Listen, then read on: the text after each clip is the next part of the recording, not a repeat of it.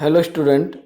RCE education of Bansur की online classes में आपका हार्दिक स्वागत है।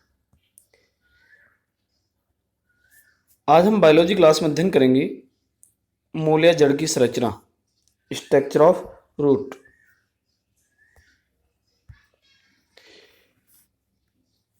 पादप का वह भूमिगत भाग जो बीजांकुरण के समय, जब बीज का अंकुरण होता है, बीजांकुरण के समय भ्रूणीय अक्ष के मूलांकुर से, ध्यान रहे, मूलांकुर से विकसित होता है, जड़ या प्राथमिक मूल कहलाती है।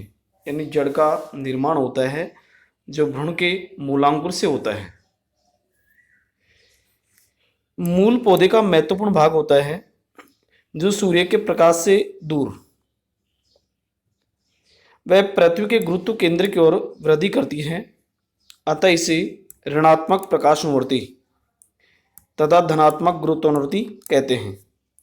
क्योंकि सूर्य के प्रकाश से दूर जाती है, इसे ऋणात्मक बोलते हैं, तथा पृथ्वी के गुरुत्व केंद्र की ओर वृद्धि करती है, इसलिए इसे धनात्मक गुरुत्वानुवर्ती कहते हैं। यह हमेशा मृदा में जल की ओर गति करती है, इसलिए इसे धनात्मक जलानुवर्ती कहते हैं। कि मूल हमेशा मृदा में जल की ओर गति करती है, इसलिए इसे धनात्मक जलानुवर्ती कहते हैं।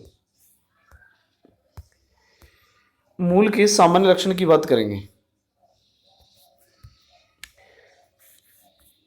मूल पौधे का भूमिगत भाग होता है जो मृदा में नीचे की ओर गति करता है। जड़ में पर्णहरिम यानी क्लोरोफिल नहीं पाए जाते हैं, अतः ये हरी नहीं होती हैं, ज़्यादा प्रकाश संश्लेषण नहीं करती हैं। जड़ के ऊपर पर्व, पर्वसंधियाँ, कलिकाएँ या पत्तियाँ नहीं पाई जाती हैं। मूल के शीर्ष भाग पर मूल कोप, जिसे रूट कैप बोलते हैं, नामक सुरक्षात्मक टोपी पाई जाती है।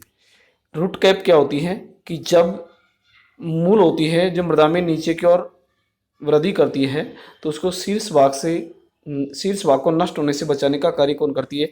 रूट कैप करती है।